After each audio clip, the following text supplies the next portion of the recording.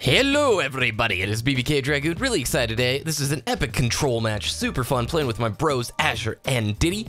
I want to talk in this video today about tips for those of you who are new to Destiny 2 or who only put a small amount of time into Destiny 1. Super excited and both surprised to see how many people are brand new to Destiny 2 who didn't play the original. And I want to outline in this video a lot of nuances and things that the experienced people, you guys who've been playing for 3 years, these are things that we don't even think about. We just know, it's assumed. But this new crowd coming into Destiny for the first time, it's going to either take them a while to learn or they're going to be banging their head against the walls if they don't take the time to learn it themselves. So here are some of these PvP tips that I think are really important for you inexperienced and people who are coming into Destiny 2 for the very first time. First of all, there's skill-based matchmaking in all playlists. It's slightly less in quick play than it is in competitive, but yeah, if you've been playing 7-8 games and you're noticing that the matches are getting harder, or if you queue up with teammates, it is trying to find opponents near your skill level. And the more you play, the more the system learns about your skill and what it should match you with accordingly. Destiny 2 on the PC and on all platforms for that matter is peer-to-peer. It is a hybrid peer-to-peer system, so it does, put some of the workload onto the Destiny server side of things. There are Destiny servers, but when it comes to the game itself, it is still peer-to-peer. So you may notice some trades or some weird connection things still going on. Precision damage is really key. That means damage you deal for headshots. Destiny has 2 damage types, the normal, anything to the body, and then precision, which is the headshot. When you're using the Better Devil's hand cannon right here, it is 2 body shots, 1 headshot, and I think that is a kill. I haven't calculated the total damage levels, but I think it's that impact tier of hand cannon. Now, when you hear about impact tiers, what we're talking about is 4 Destiny archetypes. You have pulse rifles, auto rifles, scouts, hand cannons, sidearms. Now we have SMGs in the game. Every one of those are not completely different, right? You don't have 50 different kinds of archetypes of hand cannons. You have about 5 or 6. And when we talk about that, we're talking about the impact value. So a high impact hand cannon is something that hits for a lot of damage. The reason we talk about the archetypes is, come Destiny 2's release, there will be other hand cannons that fall into the same archetype as the Better Devils. What does that all mean? Well, when you're watching weapon reviews and they say this is like the medium impact, medium rate of fire archetype, you kind of know, oh, that's this 3 or 4 different kinds of weapons within that family of class. Long story short, you want to be landing headshots on all of your weapons.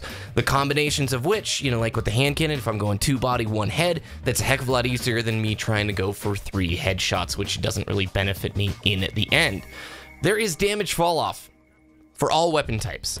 Scout rifles obviously have the furthest out damage fall off point. Hand cannons, you may notice if you're trying to deal damage to somebody across the map and you're landing those shots, but it seems like it takes frickin' forever to kill them, it's because of the damage fall off factor.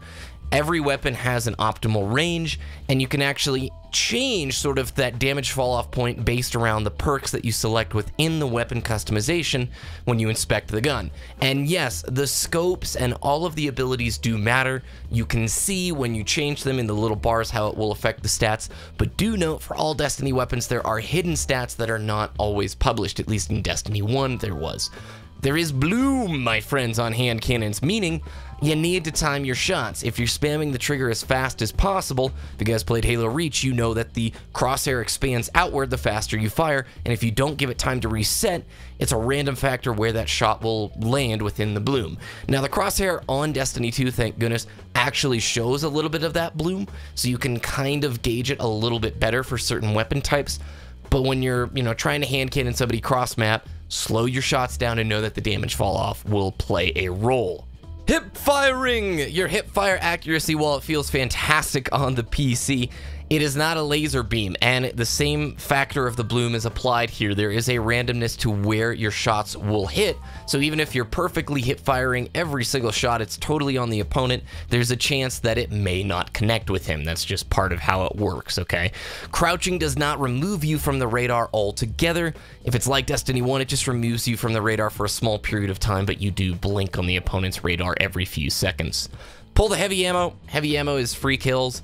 If you get shot or damaged while you're pulling the heavy ammo, it will reset the timer for that. The same goes for reviving teammates.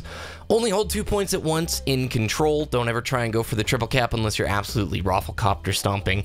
You want to wait to use your super at an opportune moment, especially if you're getting damaged. Don't pop super in the middle of a shot string as you're getting just ripped up, because the likelihood of you dying and getting super embarrassed is very, very high. You want to spend time learning about all of your class abilities, and that's something you do in between the matches while you're in orbit waiting for your buddies. Try out all sorts of different setups. This is a whole new game, and while there are a lot of elements that transferred over from Destiny 1, the PvP team has tweaked virtually everything, so what was not awesome in Destiny 1 could be completely amazing in Destiny 2. Some weapon types just flat out stink, alright?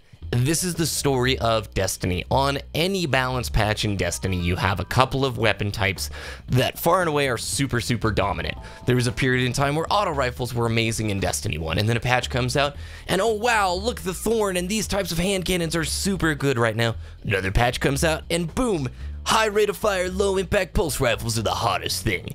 So try out lots of weapons, but don't try and force yourself into using something that might not be in its peak right now. It's peak season in Destiny. That can lead to a lot of fun, just like Call of Duty. You know, if there's a certain weak weapon type, you can really challenge yourself to be like, I'm gonna do super well with this, even though I know it's not as strong as XYZ. Energy weapons, which is your secondary, deal more damage to enemies who are in their super form. This is something I think very few players know about if you haven't been following sort of the production cycle of the game and the PvP sandbox team. The new control game type relies heavily on kills. It's no longer like Destiny 1 where you just sort of needed to control the points. Slaying matters a heck of a lot more, and so even if you're down on points and you're out slaying significantly, you can still have major comebacks and still succeed. Stop flipping the spawns and focus on holding A and B or C and B. Newer players are continually flipping A and C, and that distance, at least on the beta map, is one of those things that can crucially mess up the spawns and make life a lot harder for you and your teammates. Those are all the tips that are going to make it into this video, a topic that I do plan on doing more videos on. If you guys are new to Destiny 2, could you leave me some comments or questions if you have any burning things that you just don't know about in Destiny 2 that you want explained? That'll help me sort of mold the content moving forward. Thanks so much for watching. If you enjoyed, please thumbs the video up, subscribe for more, just a week away from the full release. Have a good week, and we'll see ya next time.